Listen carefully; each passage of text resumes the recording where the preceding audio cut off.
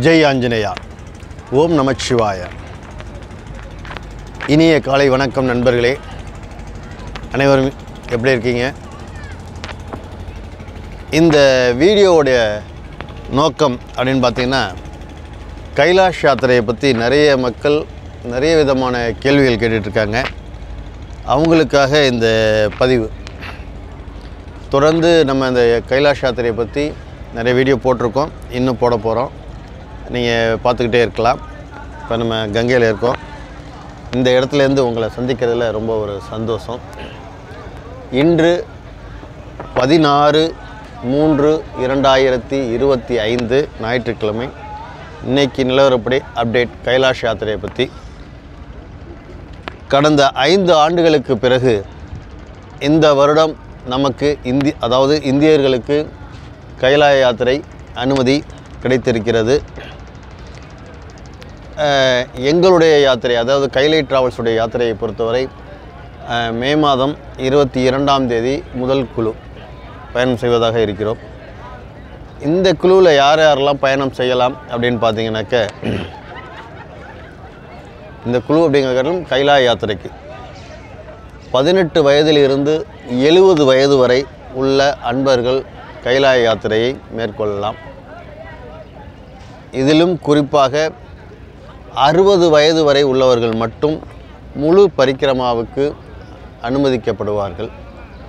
60 to 65 வயது வரை உள்ள நபர்கள் முதல் நாள் பரிக்கிரமா என்று சொல்லக்கூடிய ஒரு இடம், அதாவது திராபுக் அப்படின்னு சொல்லுவோம், வடக்கு முக தரிசனம், பொன்னார்மேனி தரிசனம் பார்க்கக்கூடிய ஒரு பகுதி, நந்தியின் 2 கொம்புகளுக்கு இடையில் கைலாய தரிசனம்.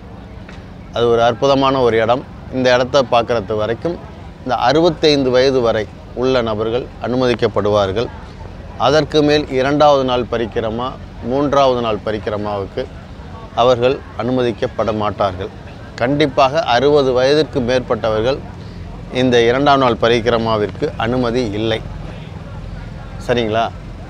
இதில் என்ன சொல்லணும்னு பார்த்திங்கன்னா, அந்த 2வது நாள் 3ஆவது நாள் பரிக்கிரமா சமயத்தில் கண்டிப்பாக கைலாய தரிசனம் கிடைக்காது. எல்லாம் மலை நமக்கு மறைச்சிடும்.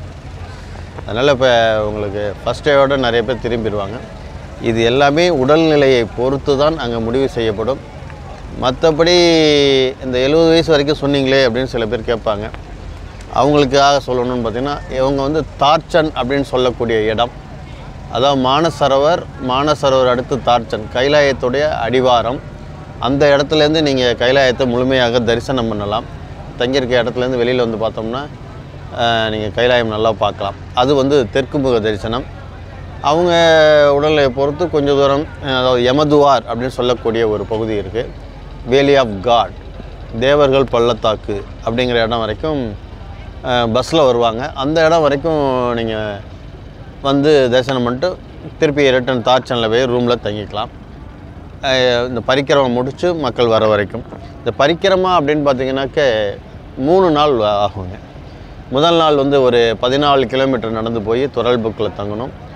2வது நாள் 22 கிலோமீட்டர். அங்கே தான் இந்த டோல்மா பாஸ் அப்படின்னு சொல்லக்கூடிய ஒரு பகுதி இருக்கிறதுலே உயரமான ஒரு பகுதி, 19,000 அடி உயரம்.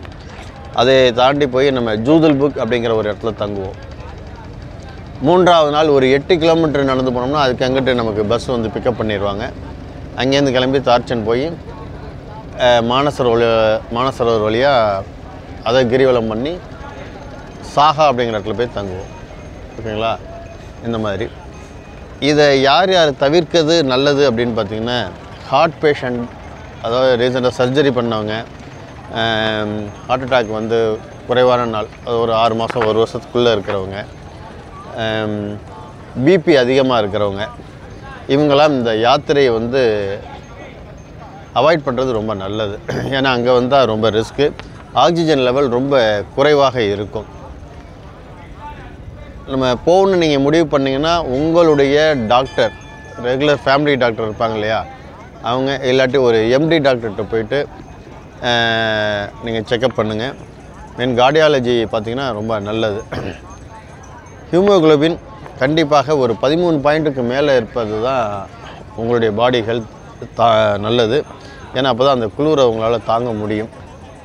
ஓகேங்களா? இதெல்லாம் செக் பண்ணிவிட்டு நம்ம ஃபிட்டாக இருக்கும் அப்படின்னா மட்டும் யாத்திரையை நீங்கள் தொடரலாம், இல்லாட்டி அவாய்ட் பண்ணிக்கிறது நல்லதுங்க. வேறு ஏதாவது சந்தேகங்கள் இருந்துச்சுன்னா நீங்கள் கீழே கமெண்ட்ஸில் கேளுங்க. உங்களுக்கு தொடர்ந்து நம்ம இந்த யாத்திரையை பற்றி பதிவுகள் போட்டுகிட்டே இருப்போம். ஓகேங்களா? ஜெய் ஆஞ்சநேயா. நன்றி.